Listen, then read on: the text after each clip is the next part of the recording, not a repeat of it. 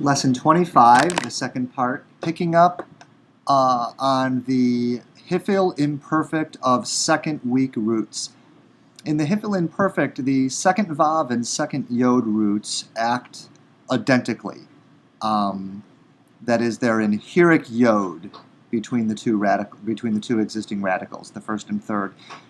You can think of this as being similar to that hirik yod that we normally see in the Hifil in the third person between the second and third radicals. Hikdeal for the perfect, right? Hikdeal with a hirik yod, or in the imperfect, yakdeal, again with the hirik yod between the second and third radicals. Here, that hirik yod exists throughout the paradigm in the middle week.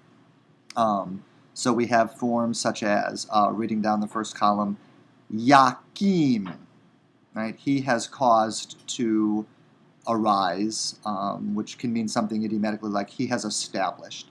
So he has established, yakim, she has established, takim, you have established, takim, you, feminine singular, have established, takimi, I have established, akim. And then looking at the plurals, yakimu, tukimena, takimu, tukimena, nakim. Okay? Compare this, for example, to the kal imperfect, which you may remember, where it's all in u. For example, yakum, he has arisen. Takum, she has arisen, or you have arisen. Takumi, you, feminine singular, have arisen. Akum, I have arisen. And then yakumu, takumena, takumu, takumena, nakum. So the kal imperfect of middle weeks is the same as the Hifil imperfect of middle weeks, except for that nice, clear distinction where in the Hifil we've got that long hirik yod mater between the radicals. Yakim, takim, takim, and so on.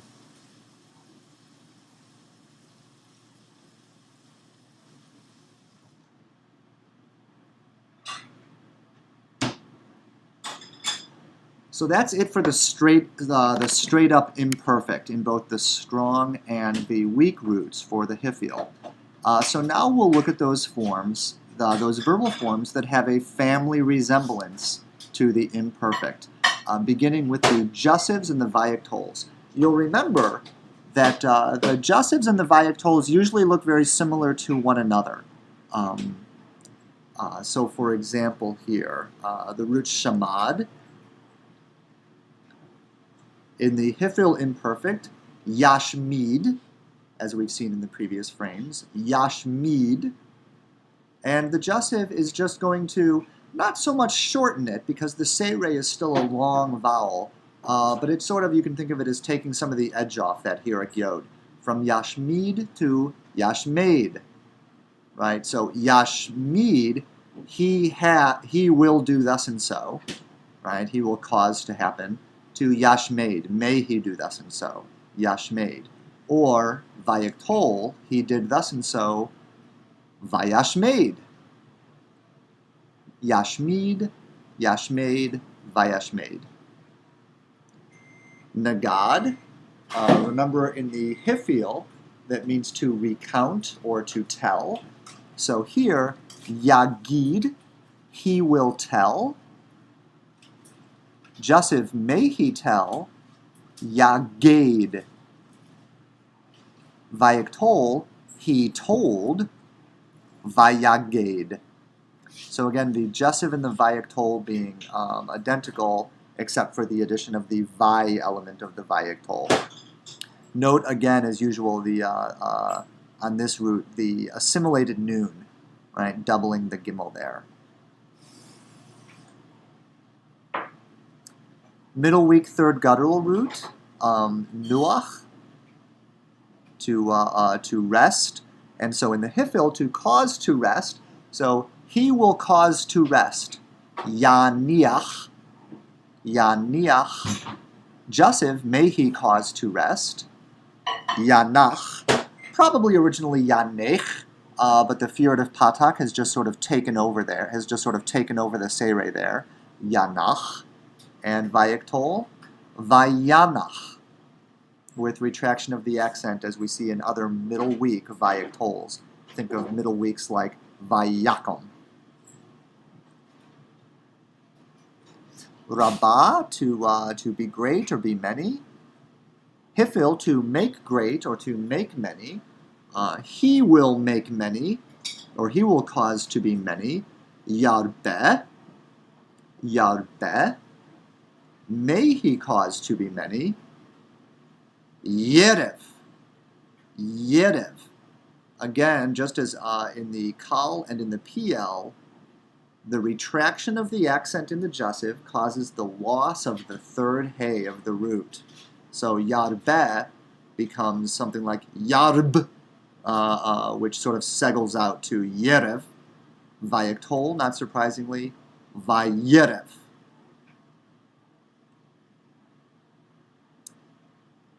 Note that in these, except for where gutturals drawing A-class vowels disrupt the picture, we've got this E-class vowel between the second and third radicals. That's enormously helpful for seeing that these are hifil imperfect forms. Also, note that we are continuing to get the vav, or the A-class vowel under the performative. Reading down the jussive column so far, yashmade, A-class vowel under the performative, E-class vowel between the second and third radical. Yagade, A-class vowel under the performative, E-class vowel between the second and third radical. Yanach breaks the rule because it's the gutturals drawing A-class vowels all over the place. And Yerev is breaking the rule because it is segilated out. You know, all the good evidence is sort of segilated out. First ayin, third hey. Ya'aleh, right, if this is hifil, he will cause to go up.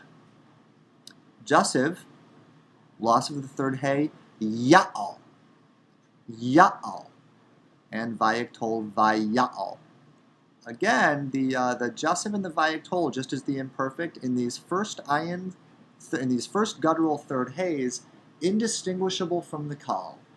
Indistinguishable from the kal. Context alone is going to tell you whether he is going up or causing to go up, or whether we want him to go up or to cause to go up, whether he went up or whether he caused to go up.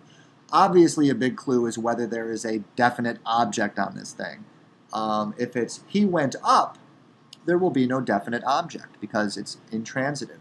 But if it's hifil, he caused to go up, well, he's going to have to cause someone or something to go up. There's going to have to be an object there. He caused the people of Israel to go up. He caused smoke to go up. There's going to have to be some kind of object to this verb if it's hifil. If that makes sense to you now, great. And then as you read more and more text, you will see this distinction for yourself more than once and become accustomed to it. Personally, I don't find the identical forms between the hifil and the kal in these first guttural third heys, like Allah, to do or to make, Allah to go up, asa to do or to make, ana to answer. I don't find the identity between the kal and the hifil at all vexing because context always makes it clear which is intended. Yashav, to sit or to dwell. So, in the hifil, to cause to sit or to dwell. Imperfect. Yoshiv, he will cause to sit. Jussive. Yoshev, right? May he cause to sit.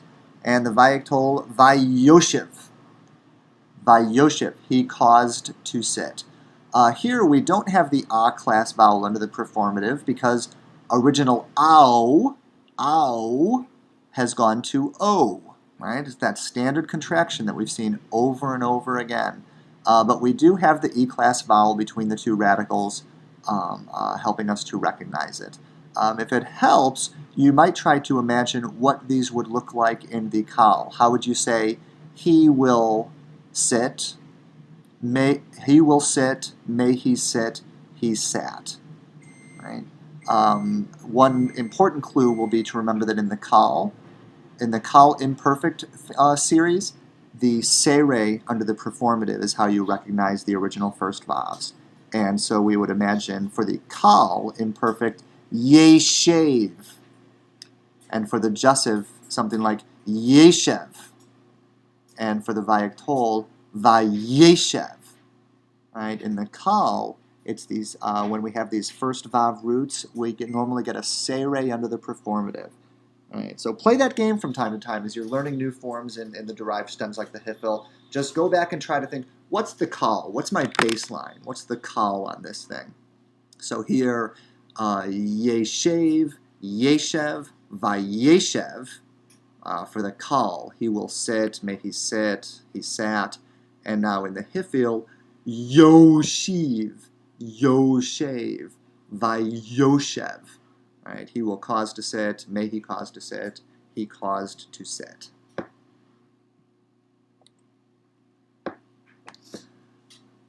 On to the imperatives. Again, let's get our baseline on the kal and the PL. For the imperatives, remember that we simply remove the preformative and its vowel from the imperfect, from the second person imperfect, to get the imperative. So kal, tikdol, you will kill, gives us the imperative form, kadol, kill. It's masculine singular, of course. The PL, second masculine singular, tukatel, would give us the imperative, katel, katel. Things are going to be a little tricky with the hifil because, as you'll remember, in the imperfect, there's been some contraction of the consonant of the preformative with the hey of the hifil. Look at these imperatives that we get in the hifil. Haktel, hakdili, hakdilu, hakdelna. The original ha prefix that's elided out in the imperfect remains present in the imperative. Imagine an original second-person form, for instance, the feminine plural right here, hakdelna, haktelna, an original haktelna, which in the imperfect contracted to taktelna. For the imperative, when we imagine having simply removed the preformative of the imperfect to arrive at the imperative, this happens in the hypothetical uncontracted form, haktelna. So just get a look at this ha form, right? Haktel, hakdili, hakdilu, hakdelna. And again, long E-class vowel between the second and third radicals. I can't tell you how often that helps me to decide correctly that a difficult looking form is hifil. Right? It's that E-class vowel between the second and third radicals. And here the ha prefix tells me that it's not only hifil but hifil imperative. Hakdil, hakdili, hakdilu, hakdelna.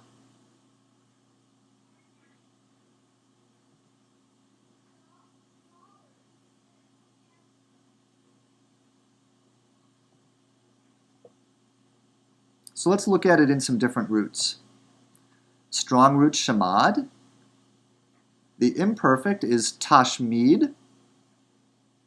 Second person singular, that is. Second masculine singular imperfect tashmid. Imperative hashmade.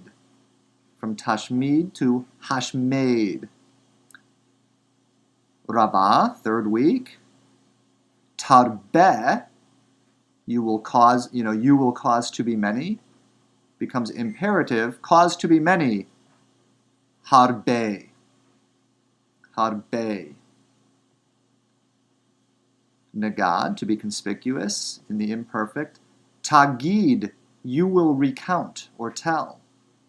Becomes haged, recount, tell.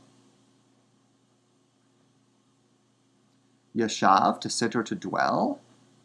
In the Hifil imperfect, you will cause to sit or dwell.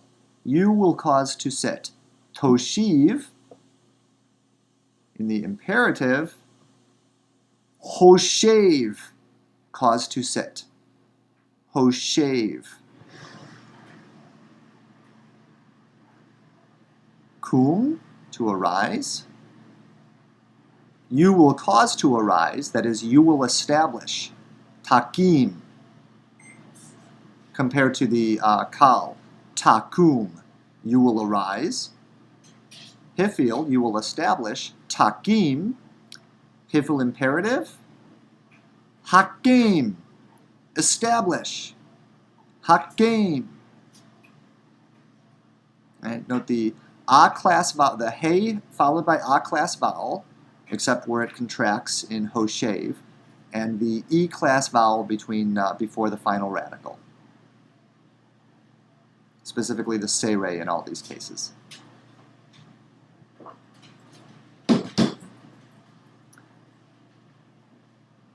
What about the infinitives?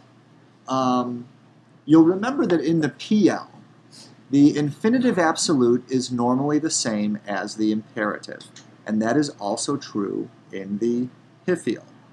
In many of the derived stems, the infinitive absolute is indistinguishable from the masculine singular imperative. And so, for example, the root shamad, imperative hashmade, infinitive absolute hashmade. Gala, to uncover or go into exile. Hifil, to cause to go into exile. Hagle, imperative, infinitive absolute, the same. Hagle, and so on down the line. In the Hifil, the infinitive construct is clearly distinguishable from the infinitive absolute, whereas in the PL you'll remember that it's normally identical and only sometimes shows variation. Here, they're pretty much always distinguished by having the E, the Hirik Yod, instead of the Seirei. Infinitive absolute hashmade, infinitive construct hashmid. Skipping down one to nagad. Infinitive absolute haged, infinitive construct hagid. Yashav, infinitive absolute hoshev, infinitive construct hoshiv.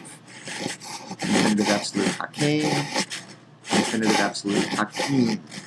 And then note that Galah, there's an attested form. We expect of something like maybe Hagli or Hagle or something like that. But the infinitive construct third haze take that ot ending simply because the paradigm is leveling towards the ka. I've talked about that from time to time, probably in class, that with these derived stems, sometimes the forms just begin to level toward the kal. And because the kal infinitive construct of third haze ends in ot, you get these infinitive constructs in the Hifil also ending in ot. Either consistently or just from time to time. And that is it for lesson 25. You now have under your belt all that you're going to learn, and really all that there is to learn, and certainly at the elementary level, concerning the Hifil, as well as the PL and, of course, the kal. So now that you are fully loaded on the kal verbal stem, the PL verbal stem, and the Hifil verbal stem, you are primed and ready to go to learn the remaining verbal stems, beginning in the next lesson with the Nifl stem. So congratulations, and we will see you next time for lesson 26.